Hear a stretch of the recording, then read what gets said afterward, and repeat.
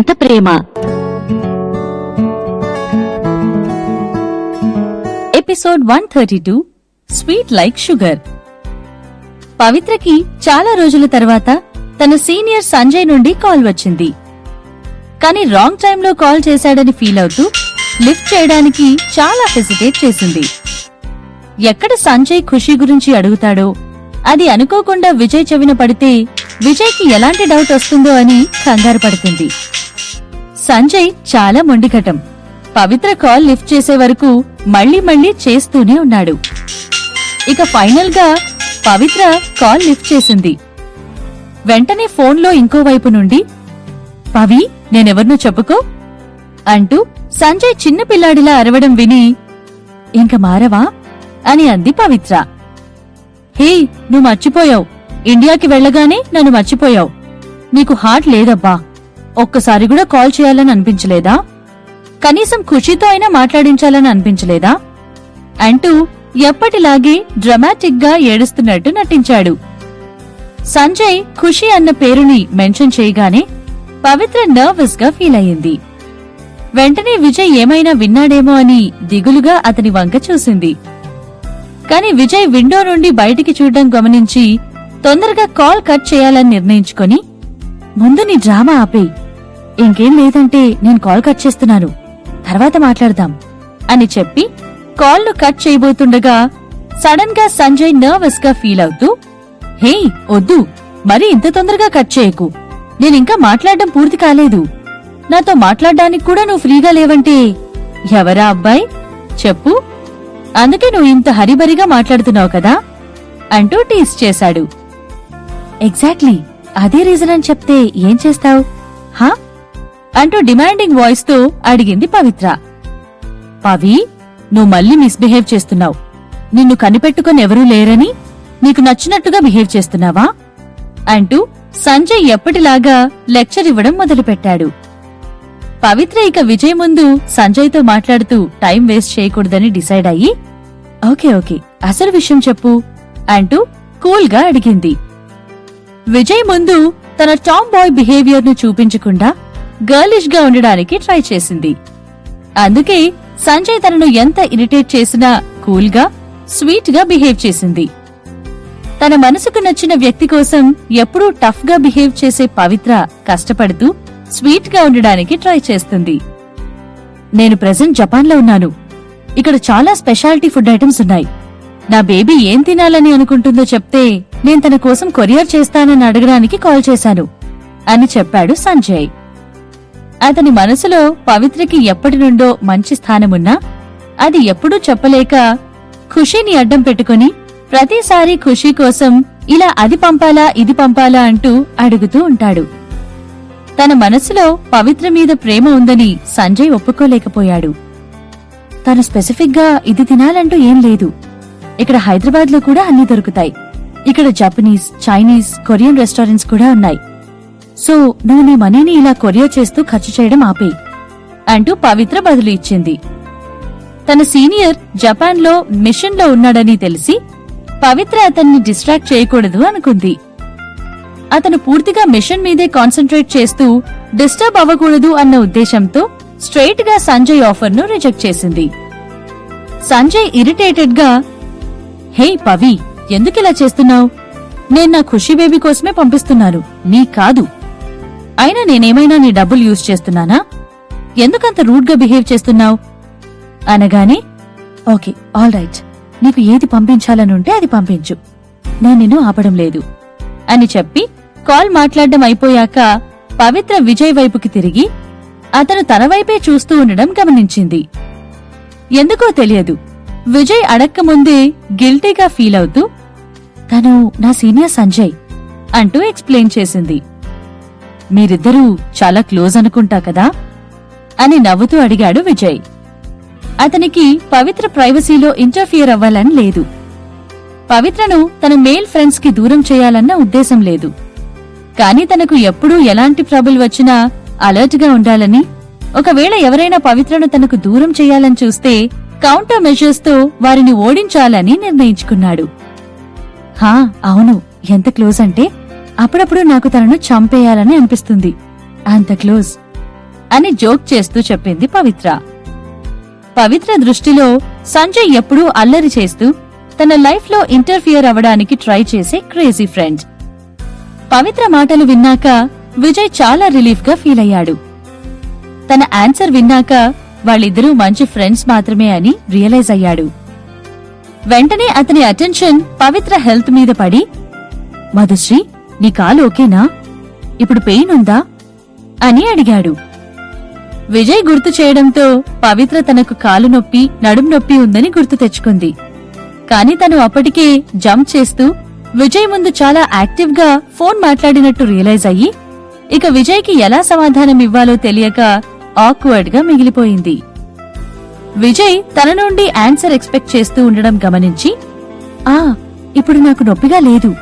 Wow mister Vijay, ఇది నిజంగా చాలా అమేజింగ్. నిద్రపోయి లేచేసరికి అంతా సెట్ అయింది. ఇప్పుడు నేను పర్ఫెక్ట్ గా ఉన్నాను అంటూ వెనక్కి ముందుకు స్ట్రెచ్చింగ్ చేస్తూ కాళ్లను రొటేట్ చేస్తూ నవ్వుతూ చెప్పింది. విజయ్ ఫైనల్ గా రిలీఫ్ గా ఫీల్ అవుతూ, దట్స్ గుడ్ అని చిన్నగా స్మైల్ ఇచ్చాడు.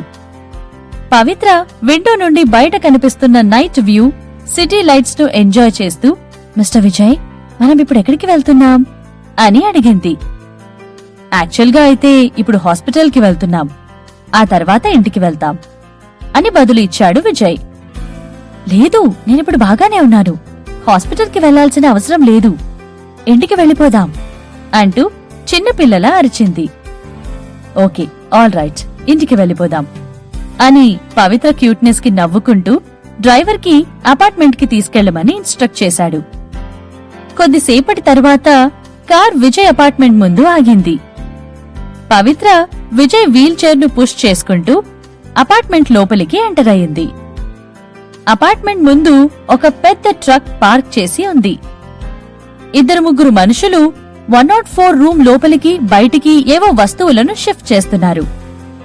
పవిత్ర ఇదంతా చూసి క్యూరియస్ గా, ఇంత రాత్రి ఎవరు ఇల్లు షిఫ్ట్ అవుతున్నారు అని అడిగింది. మేబీ మనకొక కొత్త నేబర్ కావచ్చు అంటూ విజయ్ చిన్నగా చెప్పాడు. వీళ్లుంటున్న అపార్ట్మెంట్లోకి ప్రతి ఫ్లోర్ కి 4 యూనిట్స్ ఉన్నాయి. విజయ్ 101 యూనిట్ లో ఉంటూ అతనికి కొంచెం పర్సనల్ స్పేస్ ఉండాలని 102, 103 యూనిట్స్ ను కూడా కొన్నాడు. ఇక అతను కొనకుండా వదిలేసిన 104 రూమ్ కి ఎవరో ఇప్పుడు షిఫ్ట్ అవుతున్నట్టు ఉన్నారు. ఈ అపార్ట్మెంట్స్ లో ఉంటున్న వాళ్లంతా పెద్ద బ్యాక్గ్రౌండ్ ఉన్న వాళ్లే. రిచ్ అయినా అయ్యుంటారు, లేదా చాలా పర్ఫెక్చువల్ పీపుల్ అయినా అయ్యుంటారు. సో 104 కి ఎవరు షిఫ్ట్ అవుతున్నారో తెలుసుకోవాలని ఇద్దరికీ ఆసక్తిగా ఉంది. పవిత్ర మెల్లగా 101 రూమ్ లాక్ ను ఓపెన్ చేసి విజయ్ తో పాటు లోపలికి ఎంటర్ అయ్యింది. లోపలికి ఎంటర్ అవ్వగానే ఒక ఫ్రెష్ స్మెల్ గ్రేట్ ఫీలింగ్ ను నింపింది. తను డోర్ ను క్లోజ్ చేయగానే విజయ్ డోర్ దగ్గర ఉన్న స్లిప్పర్ క్యాబినెట్ నుండి ఒక కొత్త స్లిప్పర్ జతను తీసి పవిత్ర ముందు పెడుతూ, మధుశ్రీ, ఈ రోజు నుండి నువ్వు ఈ స్లిప్పర్స్ వాడు అని చెప్పాడు.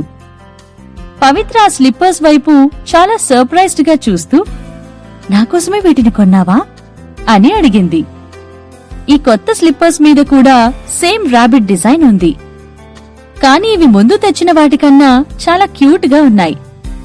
అవును అంటూ విజయ్ చిన్నగా బదులు ఇచ్చాడు. చివరిసారి పవిత్ర కోసం ప్రేమగా తీసుకొచ్చిన స్లిప్పర్స్ ను సమీర ఎత్తుకెళ్లిపోయింది. కాబట్టి పవిత్ర కోసం మళ్లీ తీసుకొచ్చాడు. ముందు వాటికన్నా ఇంకా క్యూట్ గా కనిపించే స్లిప్పర్స్ ను పవిత్ర కోసం స్పెషల్ గా కొన్నాడు. ఈ స్లిప్పర్స్ చాలా చాలా క్యూట్ గా ఉన్నాయి, నాకు చాలా నచ్చాయి. Thank you so much mister Vijay అంటూ చిన్నపిల్లలా ఆ స్లిప్పర్స్ ను వేసుకుని అటూ ఇటూ నడుస్తూ అద్దంలో చూసుకుంది. ఆ స్లిప్పర్స్ తనకు ఎగ్జాక్ట్ గా ఫిట్ అవ్వడమే కాదు, పవిత్ర కాళ్లకు చాలా అందంగా కనిపిస్తున్నాయి కూడా. పవిత్ర స్మైల్ ను చూశాక విజయ్ చాలా స్వీట్ గా ఫీల్ అయ్యాడు. అతని మనసు తేనెలో మునిగినట్టుగా స్వీట్ గా మారిపోయింది. విజయ్ స్లిప్పర్ క్యాబినెట్ డోర్ ను క్లోజ్ చేస్తుండగా పవిత్ర అనుకోకుండా అందులో చిన్న సైజ్ స్లిప్పర్స్ ఉండడం గమనించి, మిస్టర్ విజయ్, ఆ చిన్న చెప్పులెవరికి అంటూ ఆశ్చర్యంగా అడిగింది. ఓ అవా, అవి చెర్రీ బేబీ కోసం. తను ఫ్యూచర్లో ఎప్పుడైనా ఇంటికి వచ్చినప్పుడు యూజ్ అవుతుందని కొనిపెట్టాను. అని చెప్పాడు. విజయ్ మరీ ఇంత స్వీట్ గా కేరింగ్ గా బిహేవ్ చేయడం చూసి పవిత్ర మనసు కరిగిపోయింది. మిస్టర్ విజయ్, నువ్వు నిజంగా చాలా స్వీట్ పర్సన్. నువ్వు తన గురించి ఆలోచిస్తున్నావని, తన కోసం క్యూట్ స్లిప్పర్స్ ను తెచ్చావని తెలిస్తే చెర్రీ చాలా హ్యాపీగా ఫీల్ అవుతుంది అని నవ్వుతూ చెప్పింది. విజయ్ కూడా చిన్నగా నవ్వాడు. ఎందుకో తెలియదు కాని చెర్రీ బేబీ క్యూట్ ఫేస్ గుర్తుకు వచ్చినప్పుడల్లా విజయ్ ముఖం సాఫ్ట్ గా మారిపోయి పెదాల మీద చిరునవ్వు ఏర్పడుతుంది. తన చిట్టి చిట్టి మాటలు గుర్తుకు వచ్చిన ప్రతిసారి చెర్రీ బేబీను ఇంకా ప్రేమగా ట్రీట్ చేయాలని విజయ్కి అనిపిస్తుంది. చెర్రీ బేబీ ప్రస్తావన రాగానే విజయ్కి అభిరామ్ కొడుకు జాక్ గురించి గుర్తుకు వచ్చింది. రేపు జాక్ చెర్రీ బేబీని కలుస్తున్నాడు.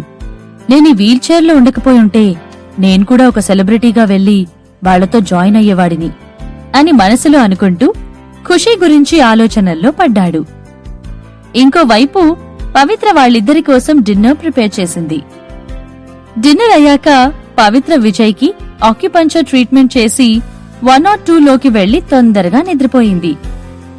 నెక్స్ట్ డే పొద్దున్నే పవిత్ర నిద్రలేచింది.